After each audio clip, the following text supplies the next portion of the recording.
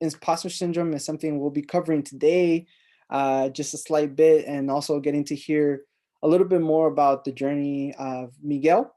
And with that being said, I just want to go ahead and go over a quick overview of today.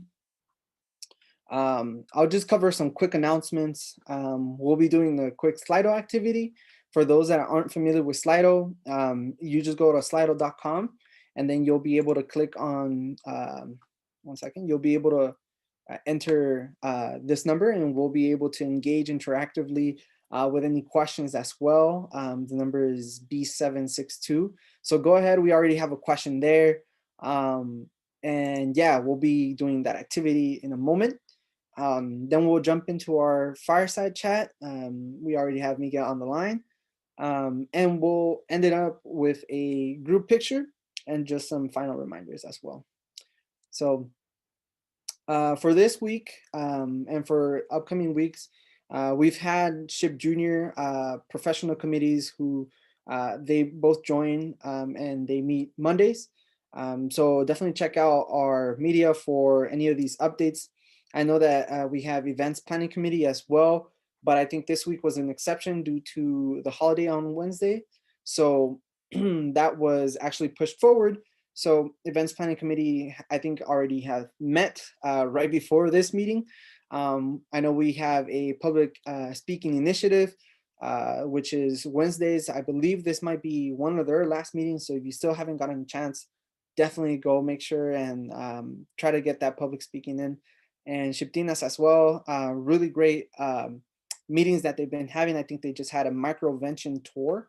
So definitely make sure you're up to date with that via our Facebook, via our newsletters. If you haven't signed up, make sure to reach out to either me, myself, or any of the board members as well.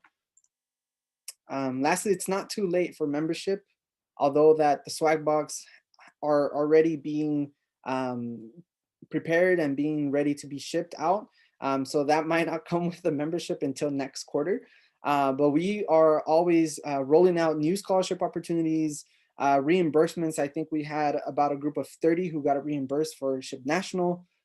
We have a resume database where we have our board members constantly giving feedback to those who attend professional committee and also just early access opportunities. So definitely make sure if you're really interested in becoming more of a member and you want to receive some of these opportunities, make sure to check out our website and yeah, make sure you sign up for membership as well. And this is one of the perks that they're handing out. This LinkedIn header could be yours. I paid for my membership and we get a really nice logo with the SHPE. That's the official new logo that they have. And we'll prepare one for you. They have like 4 designs. So this is really good personal branding. We just had a talk about that, I think 2 weeks ago. So yeah, make sure to look into that as well. So we'll hop into our Slido activity. What have you heard about imposter syndrome, or what are some of the questions that you are bringing up today? I know that a lot of people, this might be something that they've heard a long time ago and they are already a little bit more familiar. In the case of someone who is new to imposter syndrome, this is really very much for you and for those who haven't heard about it. I just wanted to preface this meeting that, like, why are we hosting a special guest and why are we talking about imposter syndrome? And a lot of this is to reassure that tech is a space for anyone and everyone. So incoming, whether you're an incoming freshman or a transfer to UCI, or just someone who hasn't really heard about imposter syndrome, and if you identify as Latinx, this is to give you a little bit more of vocabulary to know about it, how to tackle it.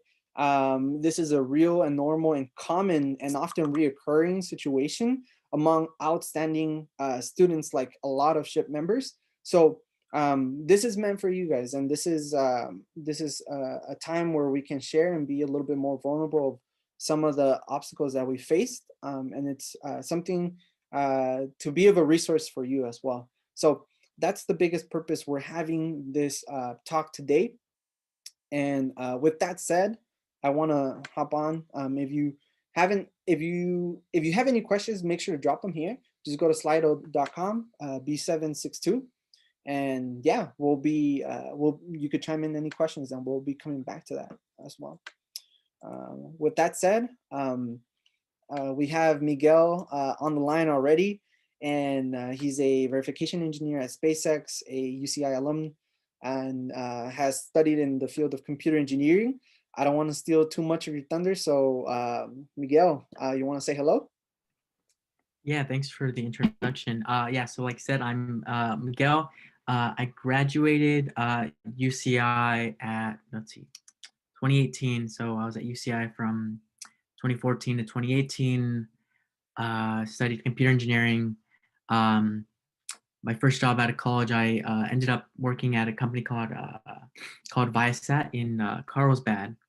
Was there for almost 2 years, and then the opportunity to work at SpaceX presented itself, and I jumped at the opportunity to work at a really innovative and game-changing company. So yeah, that's a little bit about myself.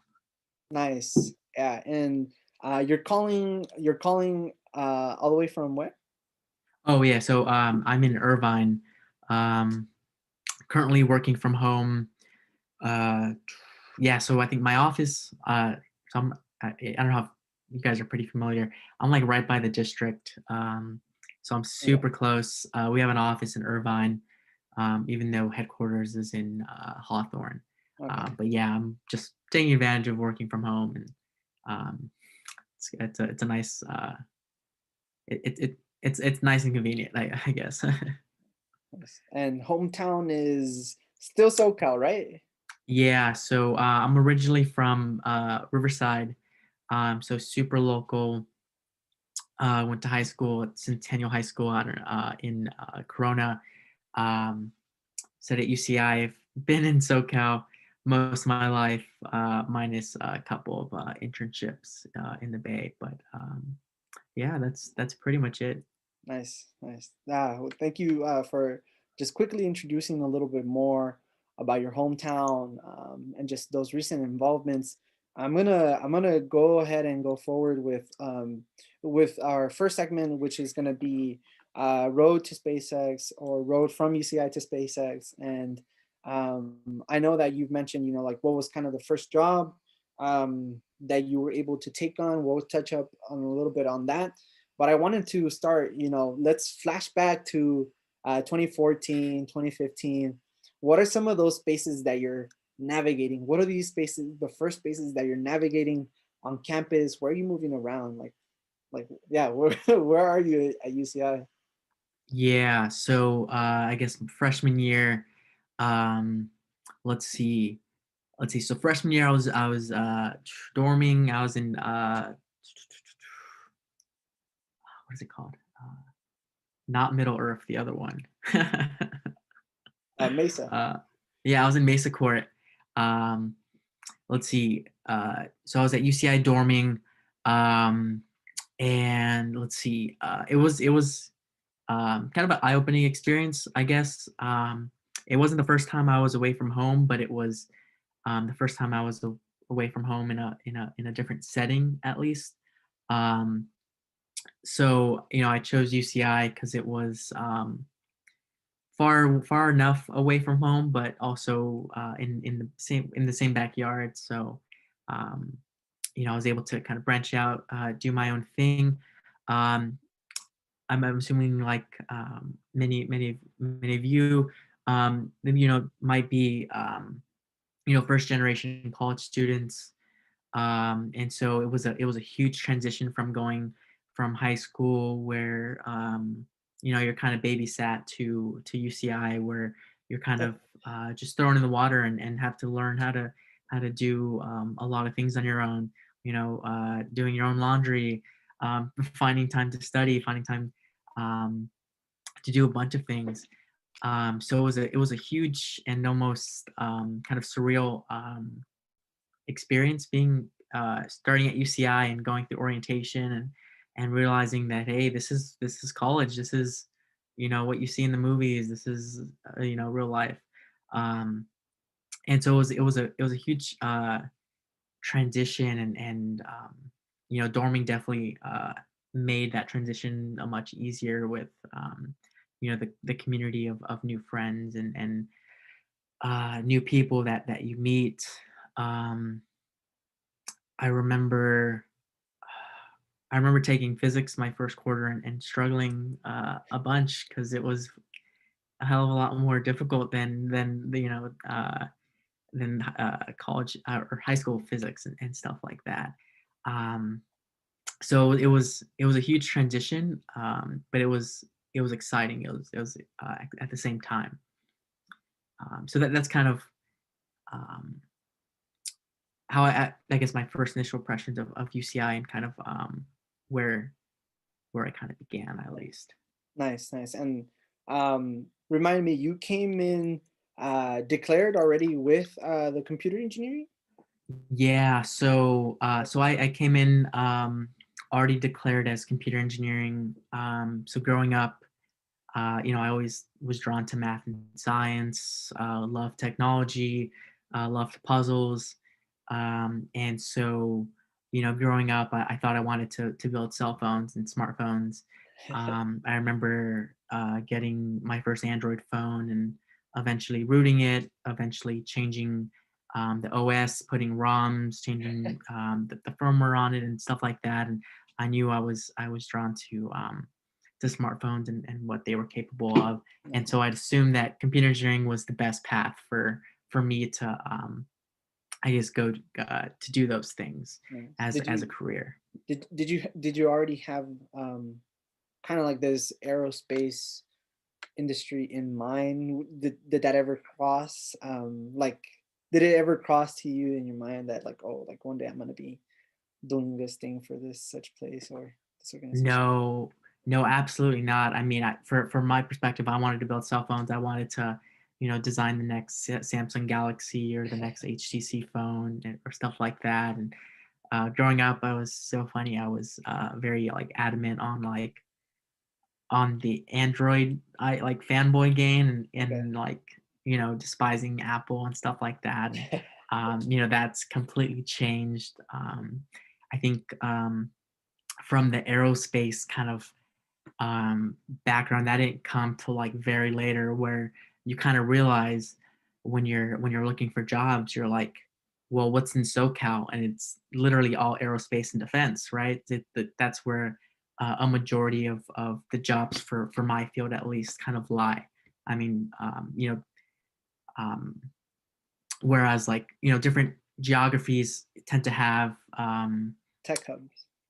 tech companies, but also like very, very specialized, right? So if you're like in Silicon Valley, like you're more likely to find like networking companies and internet companies. So it's kind of different, and it kind of hits you closer to graduation. Where you're like, wow, like if I really want to do something, I might have to like move to that location. Like, if you wanted to do finance or like anything in like the stock market, like you're probably gonna have to go to New York or Chicago or stuff like that. So it's really like that reality doesn't really hit till kind of, or it didn't hit me at least till Yeah. like my third or fourth year. Yeah, no. Yeah, I think that's a whole um that's a whole piece of advice there as well. I think I've come to learn that as well. When I was looking for internships and whatnot. And it wasn't until I got my first corporate internship at a corporate company this summer as well. So definitely really really important thing. I think you brought up, like those first courses as computer engineering. Do you recall you mentioned physics, do you recall a like the first hardware class that you were able to take, something that you think really defined that road, or something that was that reaffirmed like, yes, this is the path that I'm taking, and I know that computer engineering, hardware and electrical, like something that reaffirmed, like what was that first class or that one that really stood out to you throughout, like, that this career of like at UCI? Yeah, so I guess it sucks, but it like I'll explain why, but like I guess there's not too much of those moments within my first couple years at UCI, Mhm. because you don't really get into the meat of like what you would do as like a job type of thing. So you kind of, each class is kind of as a means to an end to get closer to building that foundation of things you need to really build the foundation of technical skills. And so that didn't really come later. I mean, I knew what did I so once we got like closer to like the actual circuits classes and yeah, it's tough to say because like the circuits classes, it was hard to see the actual application of like it's not too likely that like I would be designing designing like low level circuits for a living. um but it was kind of a fascination of like all these bits and pieces that that help me at least understand like the different parts of a computer and how everything kind of comes together. So when you're taking courses, it's like, oh well, here's programming and here's a circuit and here's operating system, but it's kind of like you don't really know how all of those things independently get married together into an actual computer that you hold in your hand. um, and so it wasn't until like much later in UCI that kind of clicked, and I think that was kind of not until like third year when we were doing like embedded systems and doing some hardware, some software, and it was you finally kind of saw the big picture. You kind of traversed the hill and you were at the top looking down type of Wow, thing. nice. Yeah, you were mentioning hardware and software. I just have to ask, which one do you prefer, hardware or software? It's funny because um okay, so it's funny. I would say like a little bit towards hardware, but for I guess what's done in industry, at least when you're making like a computer, you're writing in what they call hardware description language, which is you're pretty much programming like logical circuits. And so even though that is hardware, technically it's software. And then, when you do verification, you're really writing software to test and verify the actual hardware logic. So it's kind of like a chicken and an egg problem where, you're writing software to make hardware, and then after you make the hardware, you have to write more software to make it work the way you want it to. Um, and so it I guess yeah, so it's a little bit like on the software side, but even then it's not super like it's not really necessarily one or the other, I guess. Nice. We'll touch up on that on the next segments of this call today. And I just want to take a quick pause, and I want to remind, thank you everyone who's on the call right now. We are keeping our chat interactive and engaging through Slido. And so if you haven't used Slido before, you just go to slido.com, chime in with a question. The code is B762. You'll be able to drop any questions that you have. I think that we already have an activity up there, or there's a question that's already posted. But if there isn't, you just drop a question that you might want to chat a little bit before or after. That's just to keep it on the slides as well. But feel free to drop it on Zoom as well, so we can also catch that as well. Um, and going back to a little bit of that journey that you were mentioning, Miguel, um, when we were first chatting a couple of weeks ago, I noticed that you have a really great profile in terms of looking back. You said, okay, it wasn't until after your third year, and I look at your trajectory, and you have like working with like um, the what's this group of teaching coding for kids, Mhm.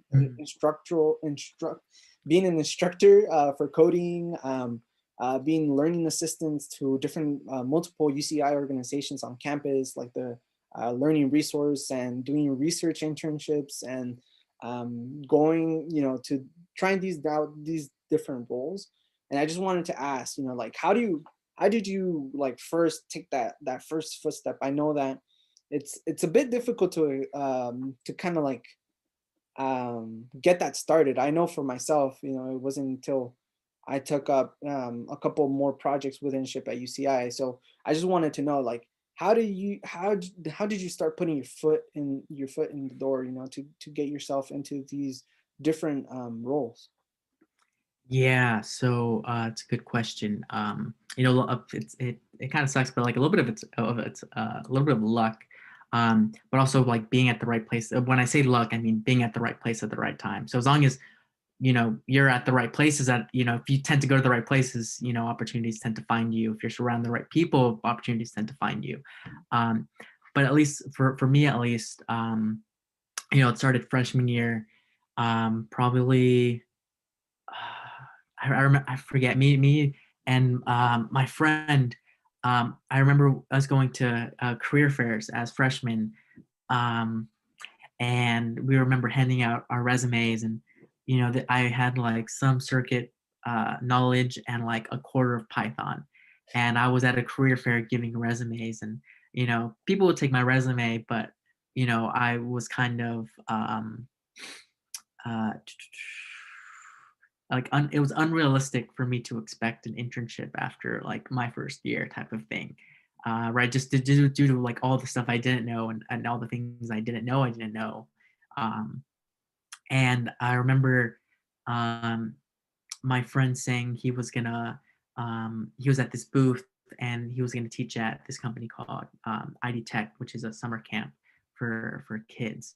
And I remember him saying, he was going to do it and he was going to apply. And so I, said, fine, like I'll apply too. Like maybe, we could both do it. And I remember he ended up pulling out because he had summer school, and I ended up, following through with it. And that opportunity was teaching Python, in particular, Pygame, which is a graphics library for Python. And I was going to teach that to 10 to 12-year-olds. Um, and I remember this was my first year doing it. So I did it after my freshman year and then again after my sophomore year. And I remember after my freshman year doing it, they sent us to a training. I think it was at like LMU. And I remember like attending the training and feeling like completely overwhelmed that like in a couple weeks I'd have to teach Python and this graphics library that I did not know how to use, and I had to teach it to kids. And that like I was like just amazed by like the amount of like blind trust and confidence that was put in me to do this. And I remember feeling completely overwhelmed. Um, and and so I'd gone in, did as many of the it was kind of like an online-ish curriculum that I would kind of guide them through and provide like examples to help solidify like what Python was and how does it work, what does it do. um, and so doing that really made me a better programmer myself. um, I remember, you know, whatever kind of error you think kids are going to get, like they're going to get like 10 times worse of an error. And, kids are going to get stuck in a recursive like loop, and you're not going to know how or why, their code's not working. Yeah. And, you realize they did this one thing and it, messed everything up. Um, and so that kind of was like an eye-opening experience, and it really translated into me being a better student ultimately, because I was kind of not only like you don't really it's like what they say, like you don't really know something unless you're able to teach it. And so that was kind of like the aha moment that I kind of took from that. And the being overwhelmed kind of relates to feeling imposter syndrome, and whether or not I was actually qualified to teach kids how to program, and things like that. And subsequently, other opportunities that presented itself as a result, say like my first internship, which was at IBM. um, what it was actually I actually kind of networked my way into that internship. Um, so it was the case that when Kika from camp would I don't know if you guys know, but she would send emails every day. She would send an email of just stuff going on, opportunities that are present. And I remember seeing an IBM summer internship and thought from a UCI alum that was a researcher at IBM. And I remember tossing my resume and reaching out to him, and that act alone ended up resulting in me having my first real internship, which is amazing because if it wasn't for my IBM internship, I probably would have found another internship at like a smaller company, or it was ended up working in my favor, right? So it's like I happened to be in the right place at the right time, and it kind of aligned. Um, and that internship was great because it was like a software kind of internship, but it was like research based. So I had like a research project. It was involving blockchain, which was this was like the summer right before Bitcoin. This is like the summer before like Bitcoin hit 18,000. So Mm. this was an amazing experience because I would have not learned how blockchain works and how Bitcoin works and how all these different cryptocurrencies work, and the other applications of blockchain that weren't necessarily finance or stuff like that. And I remember feeling a level of imposter syndrome, but also being overwhelmed, and also just being stuck. I remember there being days, sometimes weeks of just not knowing what to do and not knowing how to get myself unstuck. And it was that made me a better engineer because it made me um, it kind of made you realize that you know one way, shape, or form you're gonna have to get yourself unstuck, Mm. whether that's asking, even as simple as asking someone, reaching out, setting up a meeting, telling someone you're stuck. Those little things where you think you're stuck and you think you have to get yourself unstuck, and that's not always the case. um, and ultimately, after that internship, ended up taking a little bit more of a hardware role at Viasat, where I was an FPGA engineer. So I was doing, I was still using software and writing code, but a lot closer to the writing hardware per se. Um, and then ended up finding the opportunity to work at SpaceX. Um, because I think what was it? I was not super happy with what I was doing, or the projects I was working on, and ended up finding this role. Ended up discovering that one of my assistant professors at UCI was working at SpaceX and was actually on the same team. And um, ended up being the case that he looked at my resume and he put in a good word because I was his actual student and stuff like that. And ended up working out, and I was able to do this new project that's a lot more exciting, and a lot more opportunities. So that's kind of like the high level of all the small steps that kind of guided me to ultimately get me to where I am today. Nice, nice. Thank you so much for sharing a little bit more of that journey, and how that was unraveling. I think you touched upon some really great points. We started off and asking, for those that didn't catch it, but we wanted to know, how do you put your foot in the door? How do you get that entry? Because I know a lot of people refer to it as a catch-22, where you can't get that internship if you don't have that experience, and you can't get experience if you don't have the internship. So tech committee is all about that, trying to provide that experience with different projects and technical things. And I want to touch back on what you said before, where you're mentioning, it's all about being at the right place at the right time. I was reading some content from a linguist professor out in Stanford, and she says that a lot of people tend to attribute it to you've mentioned it's not just luck, it's a little bit of work, but a good portion of people who do have a degree of imposter syndrome tend to attribute their success to luck, and so that's a very big thing that I just learned, recently. So um, I think it's kind of good. You mentioned, like it's good in a portion where number one of the core things you're mentioning, like exposing yourself, even as a freshman. I even remember doing that myself, going to those career fairs, um, staying pinging those newsletters such as ship, such as camp, that they roll out some great opportunities, and exposing yourself and going to those places. Literally having nothing on my resume, I started building them like that. I started receiving that feedback, just like you were saying. One quarter Python, I thought I could take on the whole world. And like there's a difference of like knowing what you don't know and not knowing what you don't know. Unknowns, and that's such a big thing. And um, you know, it's really exciting to hear those different steps that opened up new opportunities and new doors.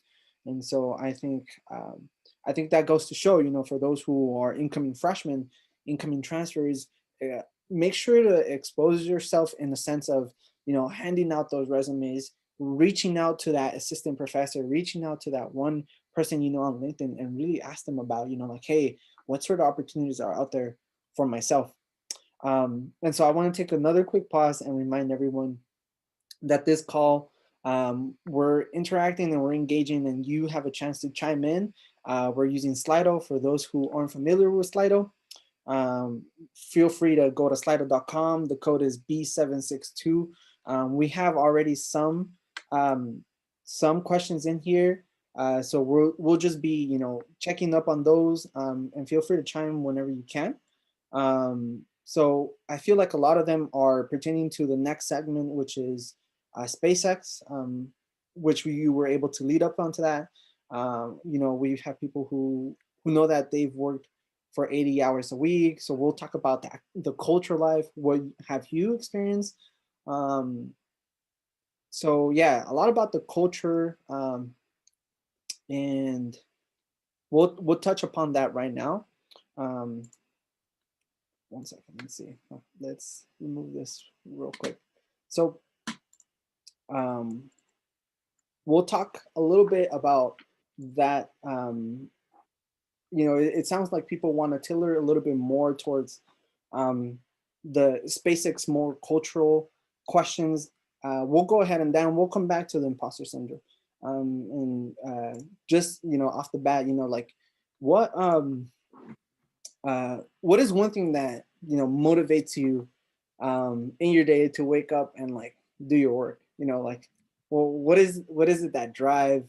Um, what do you see in the SpaceX culture? And if you want to take in mind these questions, go ahead and just kind of go through them, and we'll just mark them as complete.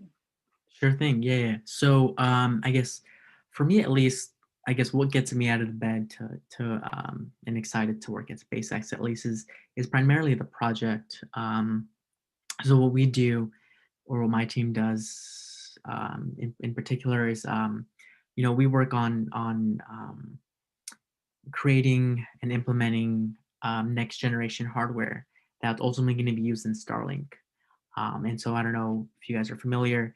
Um, Starlink is Starlink's mission is to provide low Earth internet to rural and underdeserved areas where internet's hard to get to and to reach. So you talk about rural parts of of not California, but like the Midwest that don't have fiber connections because fiber just costs way too much per mile for a traditional ISP to serve those customers, right? Am I going to put if fiber costs like a few thousand a mile, or it's a lot more, but if I'm going to lay out fiber just for one house in the middle of nowhere, I'm probably not going to do that as an ISP.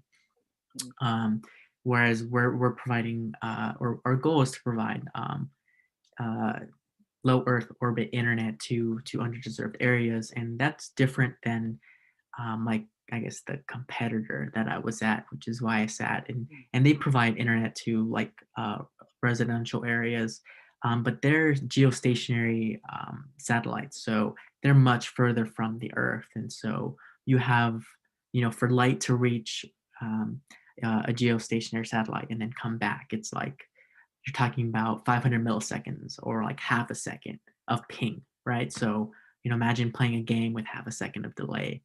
It's like not possible. Whereas, like a Leo constellation, we fly at like 500 kilometers above Earth, right around. Think about how far like the ISS is away from Earth. That's about the distance our satellites fly, um, and we're providing much lower latency internet. So, I think internet tests on like r/Starlink, people are generally getting um, like 35 milliseconds of ping, which is much better and a lot like more normal to like traditional, like what your traditional ping would be with cable or something like that. And so just working on this project where there's so many naysayers of people who don't think it's possible or don't think it's going to scale or think, most like this idea has been done before, and companies have gone bankrupt. So it's kind of like, what are we doing different that like is going to end in a different result, right? Like what's going to stop us from going bankrupt or not being able to reach our goals and stuff like that. Um, and the fact that this is ultimately being used as a way to fund money for our development of like next generation rockets that'll eventually go to Mars, right? So it's like, this is a cool idea, but this isn't the end goal, right? This is just a means to an end for something bigger. And I think that like is super exciting in of itself. um, and so that's what kind of makes me excited, and was ultimately the thing that sold me on SpaceX, at least. Nice, nice. I think you sold me too. I want to go. I want to go. I want to go do some cool stuff to go to Mars. And nah, I think yeah, I definitely thank you for sharing a little bit more about that motivation. Um, I wanted to ask, kind of tie in a little bit more about our chat, imposter syndrome, aerospace culture as a computer engineer. Um, you know, what what can you say about that culture? Are you working 80 hours per week? Is that a thing? Is that common? Do you see that things? What's your experience? Yeah. So, I guess, yeah. So if I talk about the question, so, me myself, I'm not working 80 hours a week. We we we work on, at least, I definitely work more than 40 hours a week. Um, but it really depends on, what kind of group you're in, and kind of, what time, what part of the production cycle are you in. So, when things are slow, like I'm, working, you know 40, maybe less hours per week. But when we have a deadline and we have to provide our product and meet our deliveries, you you have to do what it takes to get the job done. Is ultimately the culture, right? It's like at SpaceX, they don't care if this is going to take you 5 hours or 8 hours. Like, they want you to get it done, and it's your responsibility to get it done in a reasonable manner. And if you can't be able to express and communicate, why you're not able to get something done, if something's blocking you, if you don't have the resources, things like that. So it's a fine balance between, getting your work done, communicating effectively, and figuring things out, talking to the right people. You might not have the right answer, and your manager might not have the right answer, but someone on another team might. You could send that email, you could send an IM, there's nothing stopping you from doing that. So there's a level of responsibility that is ultimately, kind of the culture at SpaceX. And I know there might be some people that work 80 hours a week, and might be a different project. It might be they're building rockets. It might be, they're 3D printing stuff. They have to do CAD. Like, different teams will have different deadlines, and it's not like, you must work 80 hours across the board. It's not like that at all. Um, and yeah, and then I remember saw one of the things about celebrating milestones. So SpaceX does a good job of, recognizing when a good job is done. Um, and so, um, I think so. We had a demo 2 launch um, a while ago. I think it was December, and so that was when Bob and Doug went to the ISS. It was the first. It was the first crewed mission to the ISS on American soil for I forget how long, but it was like a really long time since U.S. astronauts flew from U.S. soil to the ISS. Um, and it was a very historic moment. I think they ended up giving us like a day off or something, and so that was kind of cool. So they'll do that, and they do other stuff. Like if you're like a rock star and stuff like that, like you may be compensated at when your review cycles, Nice. um, and stuff like that. Uh, let's see. What was the most challenging subject related to my major? So for me, at least, for computer engineering, the toughest thing was kind of like the implementation of computer architecture. And so that's kind of like programming and circuits. And that was like probably the most challenging thing because it's such a different like paradigm than traditional programming.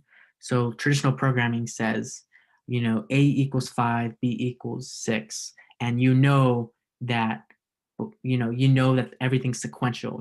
A will be 6, and then B will be 5 or whatever, right? So things are going to happen in a certain order. Whereas with programming and hardware, it's not like that. It's at the same time, A will be 5 and B will be C or whatever, and those things happen at the same time. There is no level of like this and then that and then this. It's kind of like things happen at the same time in parallel, and you just kind of have to like understand and kind of get it. And that was really tough. It wasn't until probably like my senior year where I finally understood those concepts of how you program in hardware effectively, um, and so that was tough for me. um, and now that's closer to what I do day to day, but Nice. um, Nice. do I see myself retiring at SpaceX? As much as I like what I do, um, this is more of a career. It depends. So I myself don't see myself retiring at SpaceX, but also I myself don't see myself retiring at a company that I've been working for 20 years, right? So it's kind of I would kind of draw it to like a shift of paradigm within what tech does. So for instance, if your career goal is ultimately to work at companies and make the most amount of money possible, then you're at a disadvantage if you're working at the same company for 10 years straight. That's not how you increase or maximize your salary. So for instance, it's sad to say, but like ultimately, like loyalty doesn't pay. Like it in the tech industry, it kind of sucks, but it's kind of the way it is. So if you wanted to maximize your income, what you do is you jump companies every couple years, because every time you jump companies, it's like you're getting a brand new raise, and you're getting a huge raise. And so if that's your goal, then that's your goal. Um, but also like on the SpaceX side, it's like it is interesting work and it's fun work, but it could be exhausting, and burnout's real. And so you look at the companies like SpaceX, Facebook, Google, Twitter, all these companies. They have an average tenure of 2 to 2.5 years, and so that means the average employees changing jobs every couple years.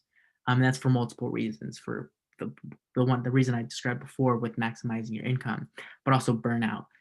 It's very easy to work, and then eventually, you lose motivation to do work, and you might think that you don't want to do engineering anymore, when that might not be the case. It could just be you're experiencing burnout. um, and so SpaceX is a fast moving environment, and if they describe it as a meritocracy, meaning the best tend to rise, and those who don't perform as well don't tend to stick around. um, and so you know it's mixed with that and a mix of like average average like the average I think the average age of someone at SpaceX is around like in their mid to late 20s, which is super young compared to other companies. So they tend to like, as people tend to leave and then younger people tend to fill those seats, and it's kind of like a never ending cycle of, fresh new grads that, keep the pool young and keep the age, at a certain thing. So, I myself don't see myself staying for um, till I retire. But I definitely like what I do for the time being. Yeah, that's good to know. I've actually, I've heard that before, but I've never really understood why those tenure years are very short, and I think that goes to show. Oh, we have a really good one. Have you seen Yeah. Milo before? Okay, so let me do the one before that because that one's a good question too. Yeah. So let's see, next promotion slash big move. I don't know. I could either stay and the way it works is like certain companies, depending on how flat they are, you might be like engineering one, then two, then three, then you could become either a manager or senior engineer or principal. Um, and so I think if I were to stay, I think it's like a year or two more, and I'd like be an engineer three or something. And then if I stayed like another 2 years, I think I'd be like senior. And then if I stayed longer, I'd be like principal or something. Um, but I don't know. It really depends on what I'm working on, and if it's like if what I'm working on like day to day technically is like super interesting or not will drive that. Um, so yeah, that's my answer for that one. Yeah. And then Have I wanna before we answer this one, I know we had this top one and it's been there Oh for a yeah, while. So gotcha. Okay. I think we covered, how demanding it is, and I want to really go back, like you've been pushed to grow and think outside the box, and um, I want to ask that last portion though, like how have you seen SpaceX themselves support your growth? Are there certain programs internally that have supported you? Yeah, do they lend that hand to support you to grow? Yeah. So I think you know, so I know most companies have what they call I think they're called ERGs or something like something resource groups, and those tend to be like um, those tend to be like similar to ship, where it's kind of like they're meant for employees of like maybe a certain demographic as a support group, which is great. Um, I know my previous company had the same thing, where they would have like the engineers for women, and then different like maybe demographics and stuff like that, and those are really great because then you get to relate with people who look like you and might like have more common like culturally and stuff like that. Um, let's see. I haven't really necessarily took advantage of all those opportunities because I would say why not. So let's see. I'm really into like the technical side, and it's kind of like drive, drive, drive. Give me cool things to do. I want to work, work, work. I want to build stuff. I want to break stuff. Type of mentality. Mm. Um, but SpaceX does support that. They do have it. I think they have like a group called like Latinx or so. I don't know if it's called Latinx, but it's like something with an X because like everything at SpaceX is like something X. It Oh, ends in an X. Um, but they do support those type of things. I think they don't tend to be like as popular, and I think that's simply because of due to the fact that like people have a lot of work to do and they don't have time to like um, participate, which that's just been my observation. mm, Um, but their SpaceX is definitely very inclusive. They encourage thinking outside the box, that's for sure. They aren't looking for like one type of engineer. They're not looking for an engineer that like only does one thing. They're looking for an engineer who's not afraid to touch hardware, who's not afraid to use lab equipment, who's not afraid to figure things out and do a little digging and in a way, finding a way to get theirself unstuck. And that's kind of like, you know, the kind of type of people that SpaceX is looking for. And if you have concern, like SpaceX is such an open company, like if I wanted to know how this thing's done or that thing's done, there's nothing restricting me. Whereas other companies, it's kind of like, well, you don't have access to that, so therefore you cannot know that thing. Oh, And SpaceX not like that at all. And yeah, so yeah, I think that answers that question. yeah. Uh, and then All I right. know we have one of the last few ones. So we'll take this one as the last question, and then we'll kind Cool. of wrap up with some last reminders. Sure. So have I ever? No, I haven't. So the thing is, I work in Irvine at the Irvine office, and it's much smaller than headquarters. So I haven't seen or talked to him. There are some like VPs that do come to the Irvine office occasionally. Um, but here's the thing that you kind of you learn at some point when you're working, and that's that if your boss and your boss's boss is around, that probably means something's not going well. And so if Elon does come to the Irvine office, it's not because he's super proud, or he might be proud, but like it might not be for the reason you think it is, right? So it's like Elon's job is to find fires and to put out fires and to put out fires fast. So if something's not going right, like Elon's there to drop the hammer and he's there to figure out who's not doing their job and what can be done better. So if Elon comes to the Irvine office, I think something bad's going to happen. I'm going to, be on edge.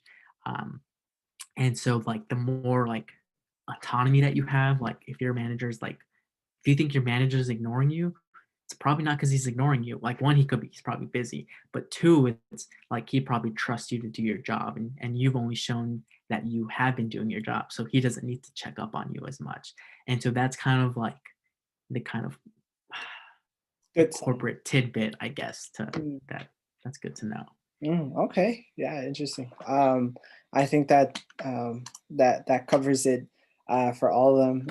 It's kind of interesting that we mentioned Elon because I was just on LinkedIn a couple minutes ago, and my feed recommended where it was asking like, oh, do you need resume feedback?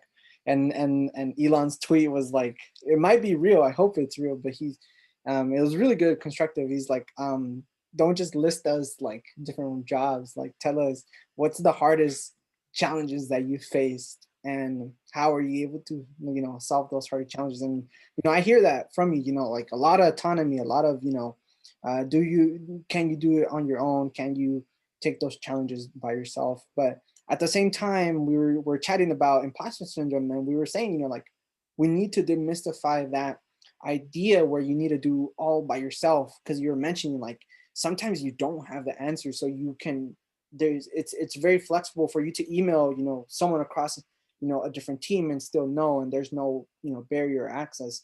So that's something very big. And I think you were kind of mentioning a little bit more about your day-to-day role, and you've mentioned the hardware coding aspect. And for those who weren't able to catch that, this meeting is being recorded, so we'll be uploading this to our official YouTube account, so you can go back and play that again. And so these are the different types of topics that we were chatting about. Before we end it, I just wanted to ask, like, what are some of those tips that have helped you how to basically control those feelings of imposter syndrome, and does it ever go away? Yeah. With my journey, like so imposter syndrome kind of, there's been multiple instances where I've felt imposter syndrome. So one of them, being when I joined ID Tech and thinking whether or not I was qualified to actually instruct and teach kids. I felt imposter syndrome when I was at IBM, and doing my day to day, getting stuck, and thinking, man, am I cut out for this type of? Am I really cut out for this?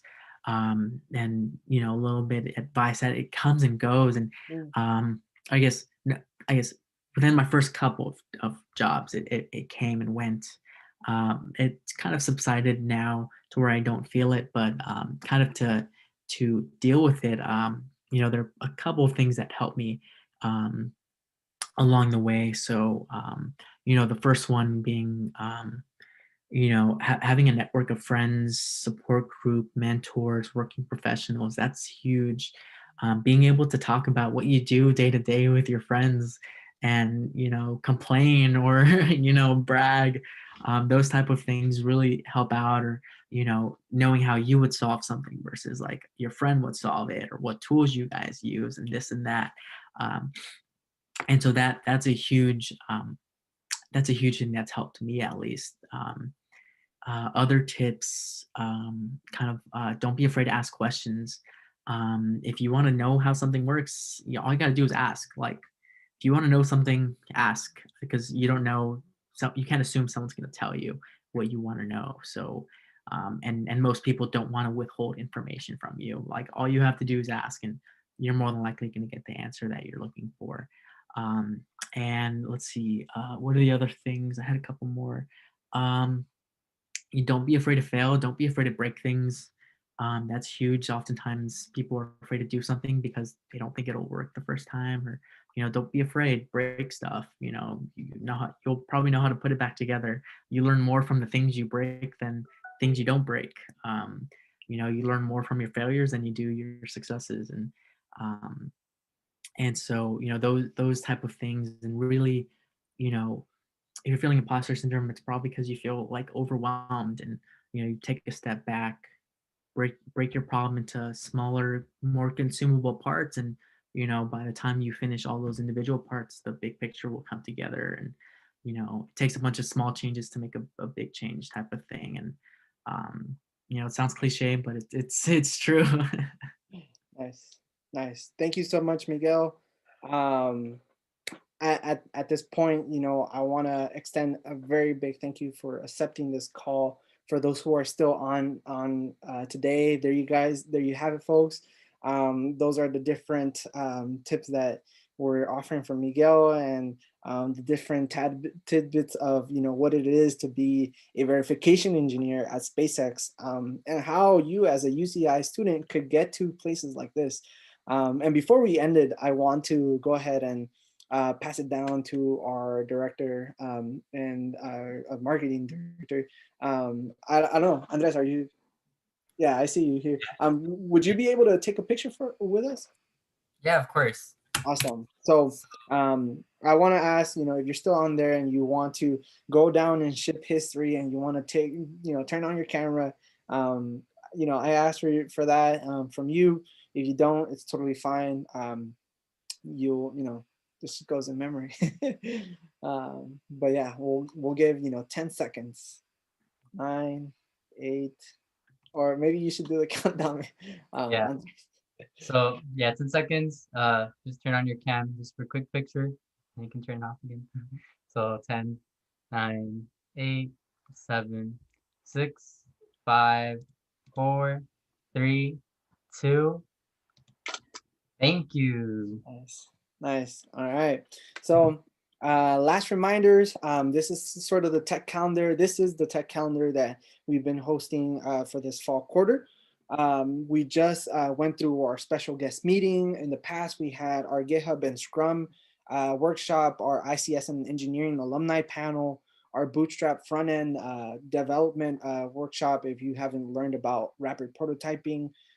So we have a really great calendar still left with APIs and Google app scripting for the coming weeks. And those who are still in the project series route, we still have a couple more sprints for our projects to get things done.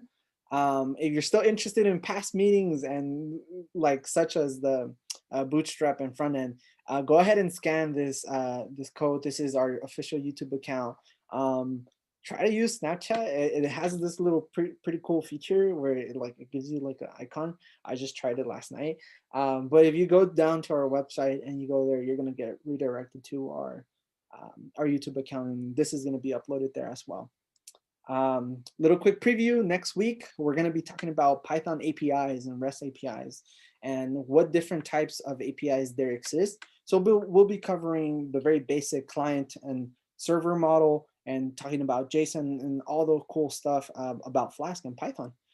So I'll be leading that as well. And thank you so much for everyone. I just want to end with a last note. We have our next meeting, week 7, same time, same place, Tuesday, 3:30 at same location, Zoom. So thank you so much for everyone who participated today. Thank you so much, Miguel, for joining us today. Awesome. Thanks for having me. It was fun. Yeah. All right then, everyone.